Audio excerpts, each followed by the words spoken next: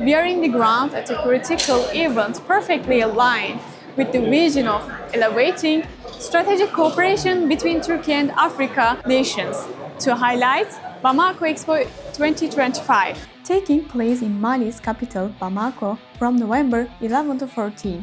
This exclusive fair brings together leading Turkish defense industry giants and top-level African government delegations. Held under the auspices of Presidency and Ministry of Security of Mali, BAMEX 2025 focuses on addressing Africa's growing need for security and stability through Turkish solutions.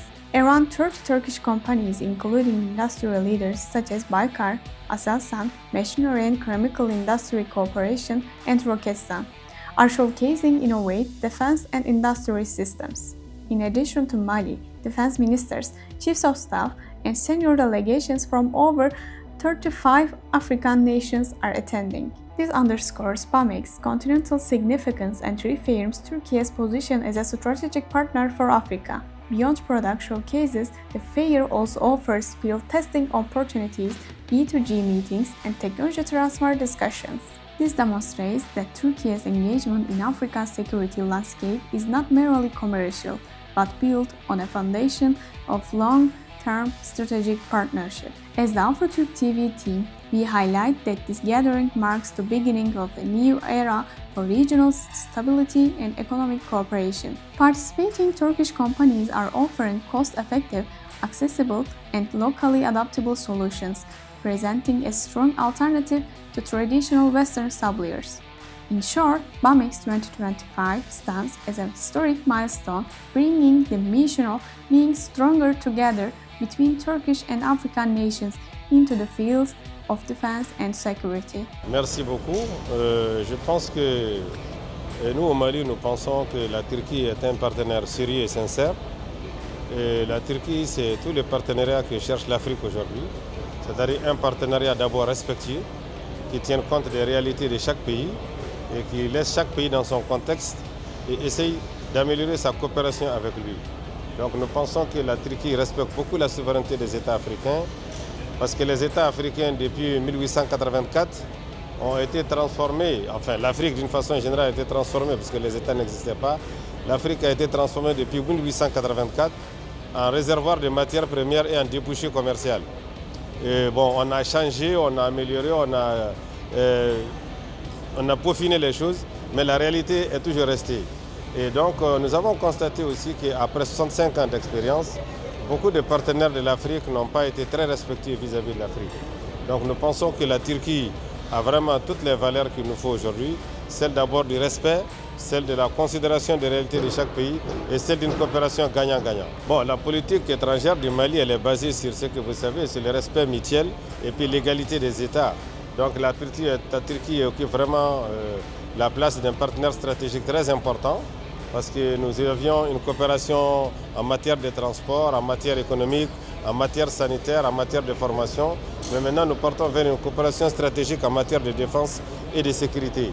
Et le salon BAMEX aujourd'hui est une preuve parce qu'il est à sa première étape, il y a eu des milliers et des milliers de participants, des centaines d'invités internationaux et une grande partie de la presse internationale qui est là.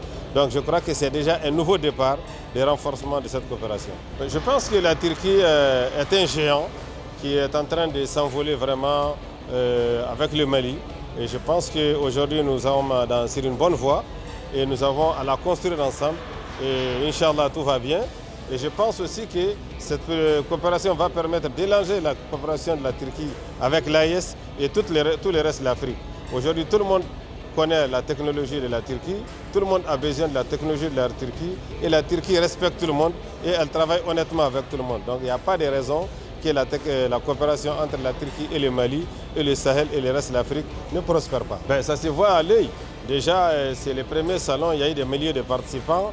Demain, nous allons aller en Koulikoro encore pour faire les démonstrations. Et vous voyez que les Maliens sont là, ils ne désemplissent pas. Ils ont bien apprécié. Et je crois que nos militaires et nos sociétés aussi ont bien apprécié le matériel turc. Donc vraiment, comme je vous l'ai dit, la Turquie vraiment a toute la technologie qu'il nous faut. Elle a le respect pour le Mali et pour l'Afrique. Elle a aussi la vision. Donc c'est l'essentiel. Donc moi, je pense que vraiment, nous sommes bien partis pour avoir une très très bonne coopération.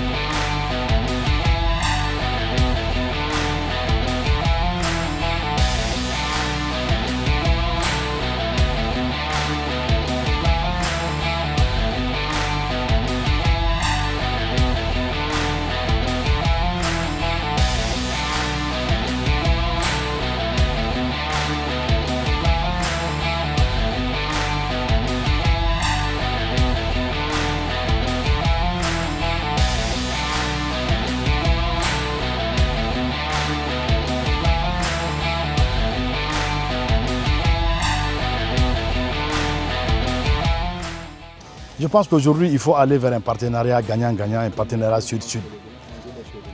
Depuis après nos indépendances, nous avions suivi des pays qui nous ont colonisés. Et jusque-là, nous ne voyons rien qui puisse nous faire sortir de ce que nous vivons aujourd'hui.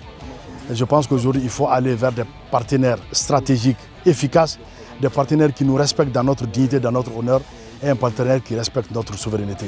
Et je pense qu'aujourd'hui, je peux encourager, je peux exhorter les autres pays africains sans me tromper à nouer cette coopération militaire, cette coopération stratégique avec la République de Turquie qui a une technologie de pointe en termes d'équipement militaire.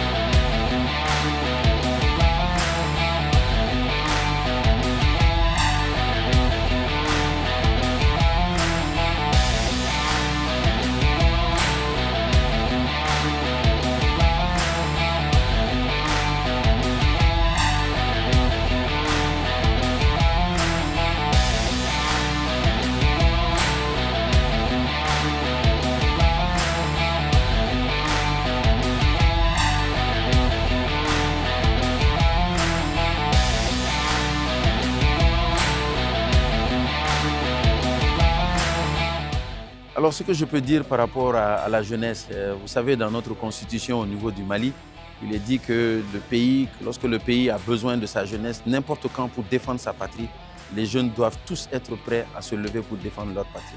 Et je pense qu'aujourd'hui, nous sommes dans une période, que ce soit sur le champ militaire ou même sur les réseaux sociaux, dans le cadre de la désinformation, les jeunes doivent être debout, ils doivent être prêts, ils doivent être accompagnés aujourd'hui, ils doivent accompagner non seulement les forces armées de sécurité par rapport au lourd travail qu'ils sont en train de faire, mais également les autorités par rapport aux mesures qui sont en train d'être prises, que les gens soient dans les meilleures conditions.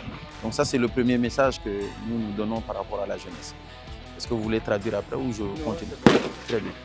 Par rapport à l'organisation de cet événement, je pense que c'est un des événements rares qui est organisé à travers l'Afrique. Et le Mali fait partie des rares pays à l'avoir organisé.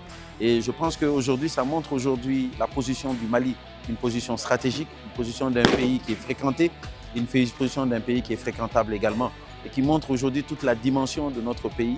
Et je pense que c'est également un message que nous lançons, non seulement dans notre pays, à travers par les messages qui passent au niveau de nos citoyens, mais également à travers le monde, pour montrer aujourd'hui la position du Mali par rapport à l'unité, la fréquentabilité de notre pays. Et je pense qu'un événement comme ça est un événement hyper important, parce que ça permet à d'autres acteurs de venir dans notre pays, de présenter leurs produits, mais de voir ce que nous avons à proposer. Et je pense que ça ne fait que renforcer la collaboration qu'il y a entre les différents pays. Et je pense que c'est cette collaboration-là qu'il faut renforcer, qu'il faut maintenir. Et je pense qu'aujourd'hui, c'est à travers le monde comme ça. Aucun pays ne peut se développer ni avancer tout seul.